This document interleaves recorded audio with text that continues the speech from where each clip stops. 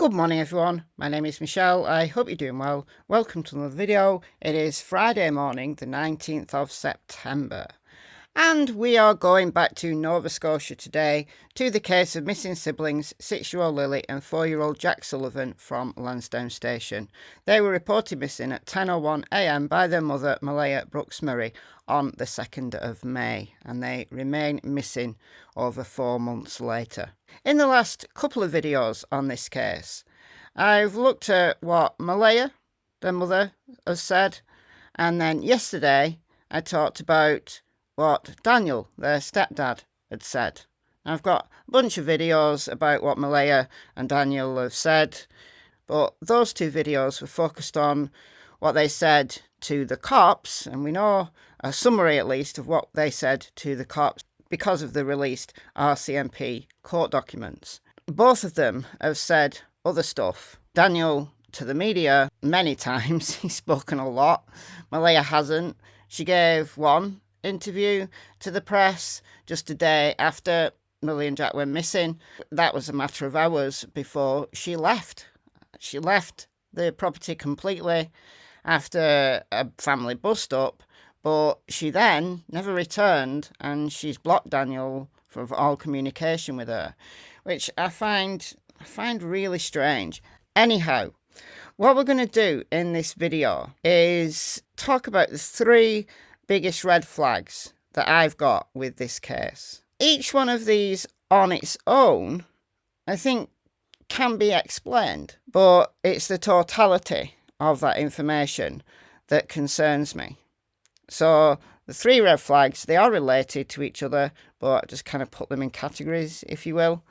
Things that concern me, things that have concerned me all along in this case, and as the case has gone on, and despite searches, Lily and Jack's bodies have not been found in the woods, leads you to think, well, was there some type of foul play? Was there some type of accident? Or did discipline go wrong? Something happened, rather than them just wandering off and getting lost and sadly passing away out in the woods. If it wasn't for this combination of factors, I would be prepared to say, yeah, they just wandered away and they got lost, and sadly they died. And I know people will kick back and say, well, they searched and they searched. Yeah, they did. They really did. However, again and again and again and again with missing people, remains are often found weeks, months, even years later in an area very close to where that person was last known to be, and despite extensive searching. Just in the last few hours, we've got the most recent of this situation happening.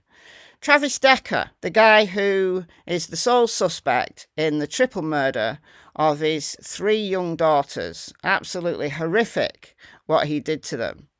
But he has been missing. In the last few hours, it is being reported to the media that his remains have been found.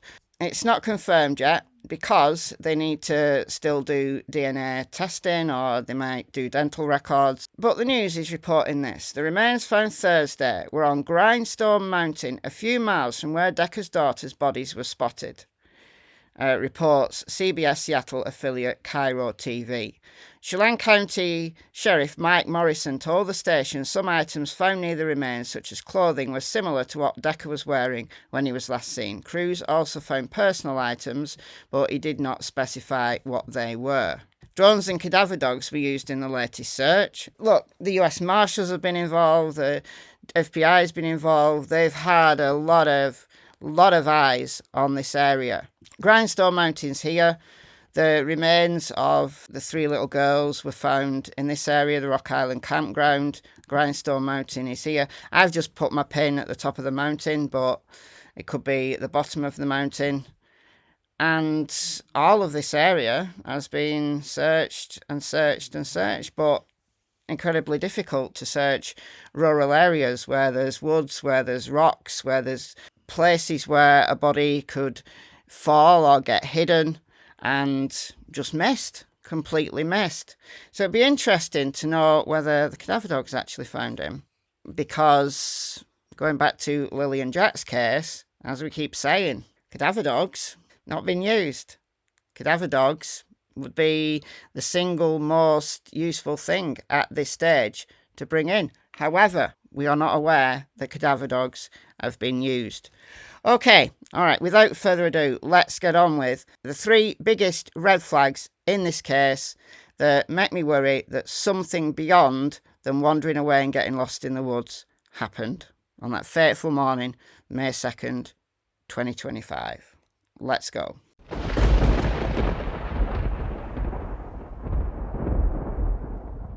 Before we get into the video, can I just ask, if you're not yet subscribed, please do so. I'm trying to get to 100,000 subscribers by the end of this year, and with your help, I can do it.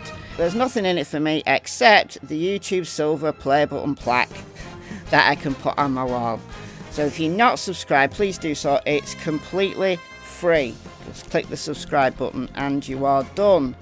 Okay, the first red flag is Malaya leaving.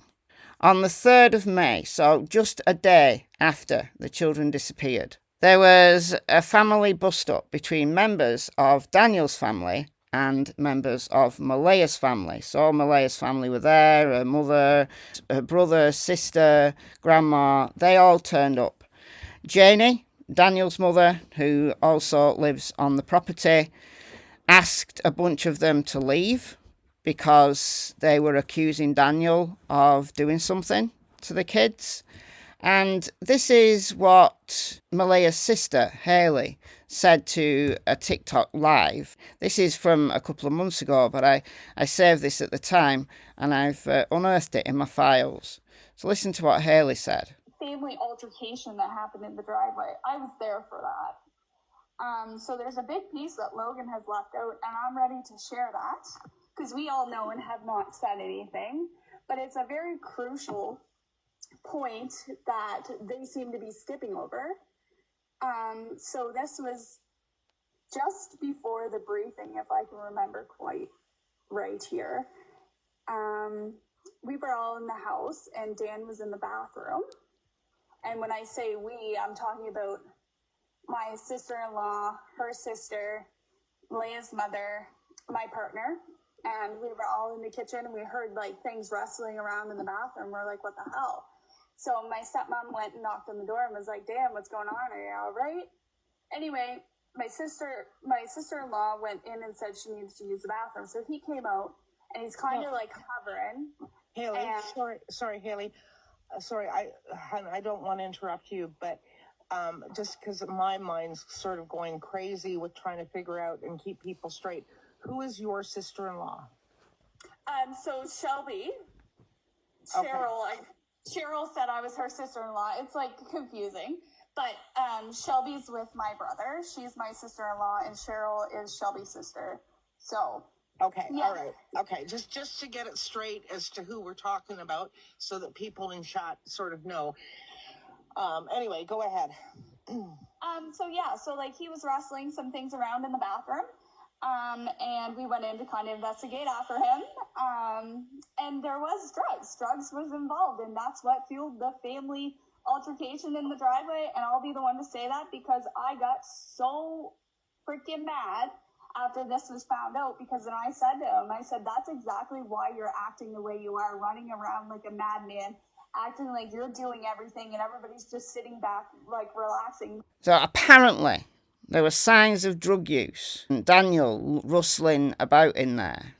I mean, look, you're rustling about in the bathroom. I don't know why you're instantly suspicious. However, this, according to Hayley, is what sparked the argument. And Janie asked a bunch of people to leave. Now, apparently she would have been okay with Malaya staying on the property, but that's just what Janie has told people. But Malaya left with her mother. They were at the briefing with the cops, and Malaya allegedly panicked and cried, and afterwards with her mother, she and baby Meadow left, and she has never returned. Malaya has said things to Belinda, the children's biological paternal grandmother, that things with Daniel weren't good. I'm wondering whether there was some kind of DV situation going on, which would explain maybe why Malaya took the opportunity to leave. I think Malaya leaving is one thing. CPS allegedly wanted Meadow off that property, and Malaya left with Meadow. The initial plan was for Meadow to go and stay with Daniel's family and Malaya to stay at the property, but I could understand it if Malaya took this opportunity to leave and to take baby Meadow with her. But it's blocking all contact that concerns me. Like just blocking all contact with Daniel. You know, losing the link with the very property that her children allegedly disappeared from.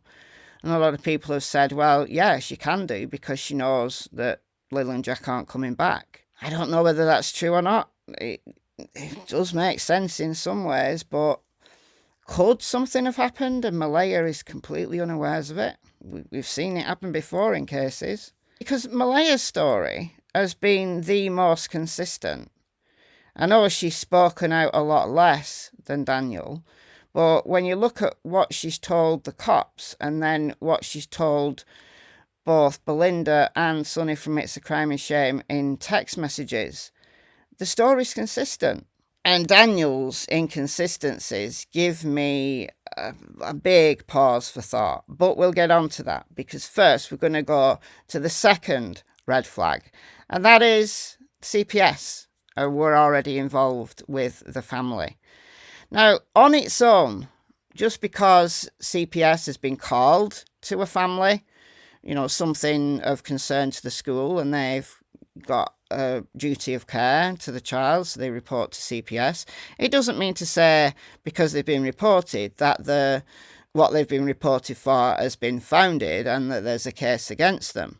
But Jack having several black eyes, and then Daniel admitting that on the Wednesday, just 2 days before the children went missing, Lilly had a black eye. And Lilly and Jack were both out of school. Like, everyone was out of school Wednesday, but Thursday and Friday, Malaya called them in sick. And they were out and about on a Thursday afternoon, New Glasgow, shopping, so they couldn't have been really sick, could they? I think it's Lily's black eye. They wanted to keep her off till Lily's black eye was healed, because they don't want any more intrusion. But these black eyes are not easy to get, you know. Yeah, bumps and bruises and scrapes and scratches, kids get all the time.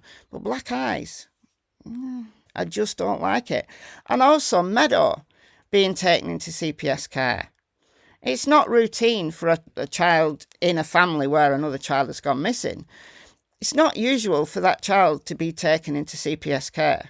But apparently the CPS allowed Malaya to keep Meadow initially, but then, allegedly, they've taken Meadow into CPS care. And Daniel has been denied visits with her other than under supervision. So there's something there in that family. There's something that the CPS are not happy with, really not happy with. And they feel that, you know, Meadow needs protecting. We know that there's been financial difficulties, which would add stress to the family. We know what Malaya has said about Daniel. We know Daniel's had to do things like anger management. And if there has been drug use on Daniel's part, well, it doesn't take a rocket scientist to work out, well, could something have happened and one or both of the children have passed away and they've had to hide the body somewhere? Now, none of these people, I'm assuming, are criminal masterminds, but in an area so rural, taking the children's bodies somewhere, I mean, it might have happened hours before. We know that they were alive at 2:25 p.m. on the Thursday, but it could have happened hours before they were reported missing. It does raise alarm. It absolutely raises alarm, and that cannot be ignored. If it was an isolated incident on its own and, you know, something that the school were concerned about and they called CPS, but it wasn't, you know, founded claim, it was investigated and then, you know, deemed unfounded, then fine. But there's just too much in this case that concerns me. The third and final red flag that I'll talk about in this video are the inconsistencies of Daniel. Also Janie, Daniel's mother, changed her timeline. She said initially she heard the children before 8:48 when she had a call from her brother, Ron, and then she changed that to, oh no, it was after. Well, was that to fit with the story that Daniel was telling everybody. You know, mother protecting her son, it would make sense. But Daniel said a lot of stuff. If you go through his statements from what he's told RCMP and then what he's told the media, you know, he drops in little things. And this thing from Durwood, stroke Darren, who is Malaya's grandma's cousin, but he's friends with Daniel and Janie, and saying that Malaya had the children taken away. And Daniel saying that Malaya did something. Daniel blaming Malaya and then not blaming Malaya. And I just don't like those inconsistent stories. The truth never changes. And Malaya's story hasn't. Malaya's story has not changed. But Daniel is in Facebook groups. He's amending his story, seemingly, based on what people are saying. And that is a Don Wells 101. That's what Don Wells did. And it throws up a massive red flag. Whether that's founded or not, it does raise a massive red flag. On its own, you could put it down to, well, Daniel's just, you know, he knows he's being blamed, so he's going to play with people, he's going to make stories up, and, you know, he's having a laugh in the most insensitive way, but still. But all of these things together really concern me. So I'm not happy with saying, look, Lilly and Jack wandered off, and they're going to be found at some point. You know, the remains are going to be found at some point, likely in an area that's already been searched. Because there's so many red flags, I can't say that in this case. There's too much. That I just can't say that in this case. But what do you think? You let me know in the comments. Don't forget to like the video. It just helps with the algorithm. Share it out if you've got a mind to. And please subscribe if you've not already done so. Enjoy the rest of your day. I'll see you soon. Bye, guys. Tell you.